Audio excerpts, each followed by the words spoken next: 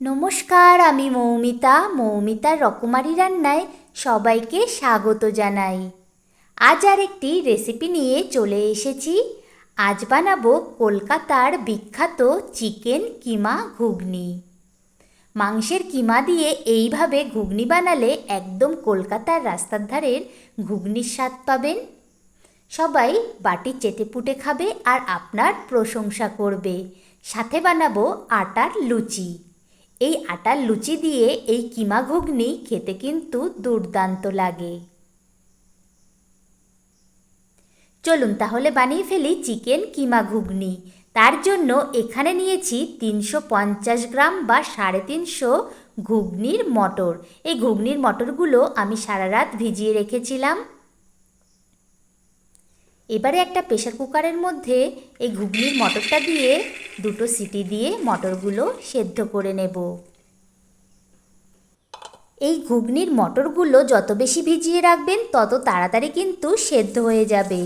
সারা রাত ভিজিয়ে রাখলে খুব ভালো হয়। যদি সারা রাত ভিজিয়ে রাখতে না পারেন তাহলে অন্ততপক্ষে 4 থেকে 5 ঘন্টা ভালো করে ভিজিয়ে রাখবেন। এবার এর মধ্যে পরিমাণ মতো জল আর সামান্য নুন দিয়ে প্রেসার কুকারে সিদ্ধ করে নেব। প্রেসার কুকারে 2টো সিটি দিয়ে মটরগুলো ভালো করে সেদ্ধ করে নিয়েছি, কিন্তু খুব বেশি সেদ্ধ করবেন না।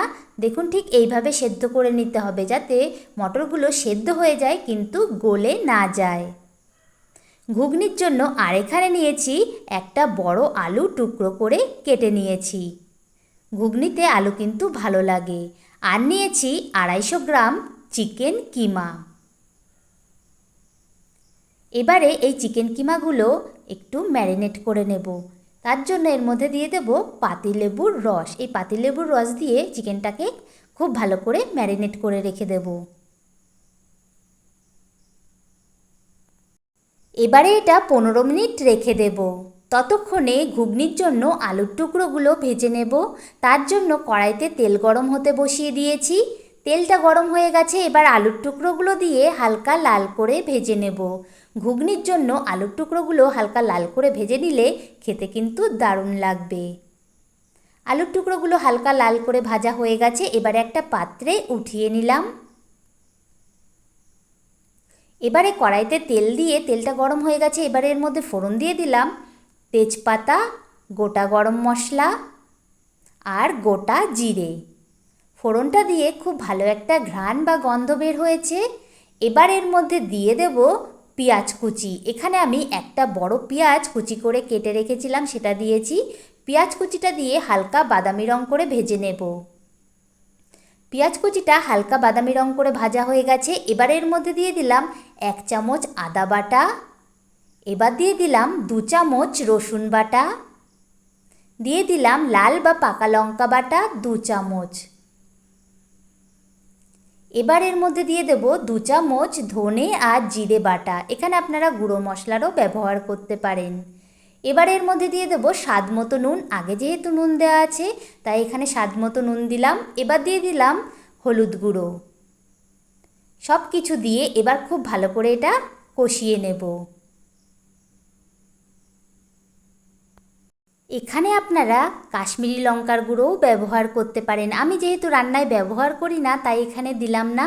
আপনারা চাইলে দিতে পারেন, তাহলে কালারটা আরও বেশি ভালো আসবে। এবার এর মধ্যে দিয়ে দিলাম টমেটো কুচি। এখানে একটা বড় টমেটো কুচি করে কেটে রেখেছিলাম, সেটা দিয়ে দিলাম। টমেটো কুচিটা দিয়ে মশলাটা আবারও ভালো করে কষিয়ে নেব। মশলাটা যত বেশি কষানো হবে ঘুগনিটা খেতে তত বেশি সুস্বাদু লাগবে আর কালারটাও কিন্তু দারুণ আসবে। মশলাটা ভালো করে কষিয়ে নিয়ে এবার একটা পাত্রে উঠিয়ে নিলাম। মশলাটা উঠিয়ে নেওয়ার পর কড়াইতে সামান্য তেল দিয়ে এবার সেই লেবুর রস দিয়ে ম্যারিনেট করে রাখা চিকেন কিমাটা দিয়ে দিলাম। চিকেন কিমাটা দিয়ে এবার একটু ভেজে নেব। এই চিকেন কিমাটা একটু ভেজে নেওয়ার ফলে ঘুগনিটা খেতে কিন্তু দারুণ লাগবে আর চিকেনের কাঁচা গন্ধটাও চলে যাবে। চিকেন কিমাটা হালকা একটু ভেজে নিয়েছি, এবার এর মধ্যে সেই কষিয়ে রাখা মশলাটা দিয়ে দিলাম। এবার দিয়ে দেব 2 চামচ চানা মশলা। এই চানা মশলাটা দেওয়ার ফলে চিকেন কিমা ঘুগনিটা খেতে কিন্তু দুর্দান্ত লাগবে। একদম কলকাতার রাস্তার ধারের সেরা স্বাদের ঘুগনি লাগবে। মশলাটা দিয়ে কিমার সাথে ভালো করে আবারও একটু কষিয়ে নেব।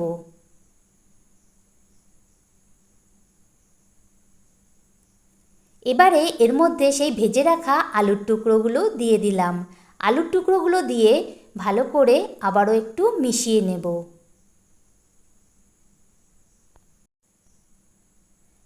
আলুর টুকরোগুলো দিয়ে ভালো করে মশলার সাথে মিশিয়ে নিয়েছি। এবারে একটা ঢাকনা দিয়ে ঢেকে 5 থেকে 7 মিনিট এটা রান্না করে নেব, যাতে চিকেনটা আর আলুটা সেদ্ধ হয়ে যায়।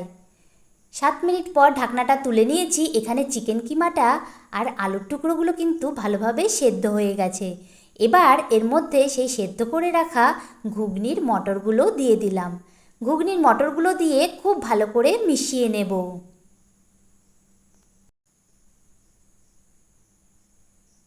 সব কিছুর সাথে ঘুগনির মটরটা খুব ভালো করে মিশিয়ে নিয়েছি। এবার এর মধ্যে দিয়ে দেবো সেই ঘুগনির মটর সেদ্ধ করে রাখা জলটা। এখানে জলটা আপনারা পরিমাণ মতো দেবেন। গ্রেভি যদি বেশি রাখতে চান তাহলে বেশি জল দেবেন, আর কম রাখতে চাইলে কম জল দেবেন।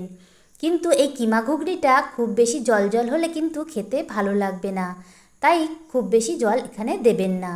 জলটা দিয়ে একটু নেড়েচেড়ে এবার একটা ঢাকনা দিয়ে ঢেকে এটা 5 মিনিট রান্না করে নেব। 5 মিনিট পর এবার ঢাকনাটা তুলে নিয়েছি। ঘুগনিটা আমার প্রায় হয়ে এসেছে। এবার ঘুগনির জন্য একটা স্পেশাল মশলা তৈরি করে নেব। তার জন্য কড়াইতে দিয়ে দিলাম গোটা গরম মশলা, গোটা ধনে আর গোটা জিরে। এবার এই মশলাগুলো হালকা করে ভেজে নেব। মশলাটা দিয়ে খুব ভালো একটা ঘ্রাণ বা গন্ধ বের হয়েছে। এবারে এটা শিলে বেটে একটা ভাজা মশলা তৈরি করে নিলাম। এই স্পেশাল মশলাটা দিলে ঘুগনিটা আরও বেশি সুস্বাদু হবে।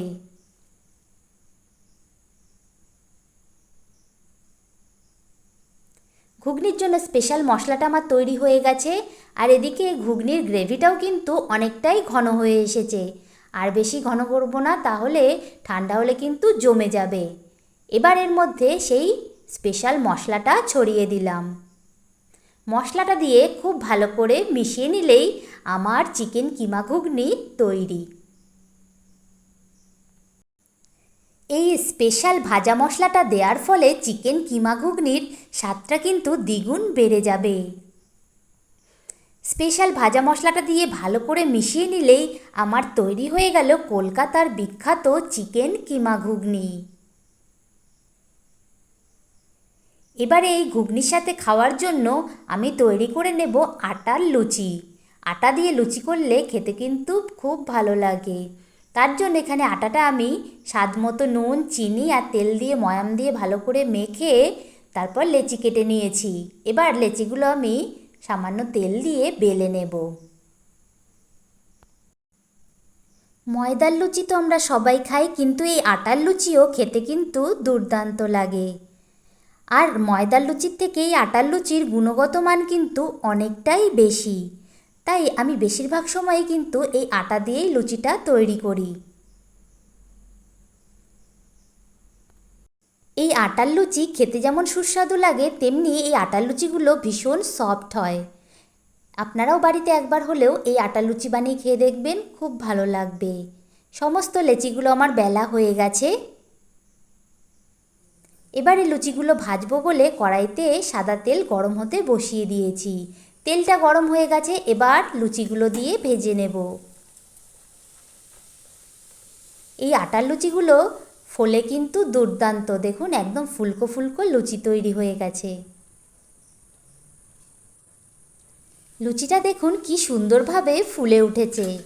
আটার লুচি দেখতে একটু লাল হয়, কিন্তু খেতে কিন্তু অনেক বেশি সুস্বাদু লাগে আর অনেক বেশি সফট হয়। লুচিটা ভাজা হয়ে গেছে, একটা পাত্রে উঠিয়ে নিলাম।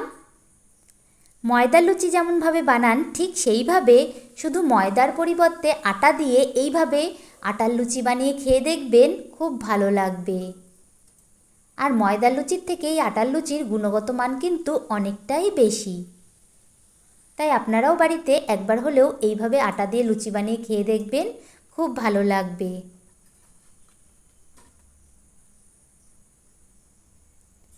একইভাবে আমি সমস্ত লুচিগুলো ভেজে নিলাম। আর প্রতিটা লুচি দেখুন কি সুন্দরভাবে ফুলে উঠছে।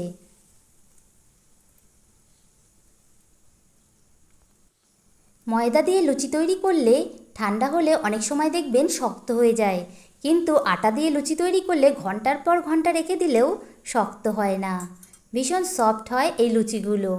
তেল ছেঁকে এই লুচিটা উঠিয়ে নিলাম। আমার সমস্ত আটার লুচি তৈরি। এবারে লুচি আর কিমা ঘুগনি পরিবেশন করে নেব। তার জন্য একটা পাত্রে আমি কিমা ঘুগনি উঠিয়ে নিচ্ছি। কিমা ঘুগনির কালারটা দেখুন কতটা সুন্দর এসেছে, আর খেতেও কিন্তু দুর্দান্ত হয়েছে। একদম কলকাতার বিখ্যাত ঘুগনির স্বাদ হয়েছে। আপনারাও বাড়িতে এইভাবে চিকেন কিমা ঘুগনি বানিয়ে খেয়ে দেখুন, অসাধারণ লাগবে। এই চিকেন কিমা ঘুগনি আপনারা রুটি, লুচি, পরোটার সাথে খেয়ে দেখতে পারেন, অসাধারণ লাগবে। তেমনি এই চিকেন কিমা ঘুগনি পেঁয়াজ কুচি, লঙ্কা কুচি, টমেটো কুচি, শসা কুচি, ধনেপাতা কুচি আর টক জল দিয়ে চাট হিসাবে বানিয়ে খেয়ে দেখবেন, অসাধারণ লাগবে। আজকের এই চিকেন কিমা ঘুগনি আর সাথে আটার লুচির রেসিপিটি আপনাদের কেমন লাগলো কমেন্ট করে জানাবেন। আর ভিডিওটি ভালো লাগলে একটা লাইক করে দেবেন, আর আমার চ্যানেলটি প্লিজ সাবস্ক্রাইব করে দেবেন। আজ তাহলে ভিডিওটি এখানেই শেষ করছি। সবাই ভালো থাকবেন, ধন্যবাদ।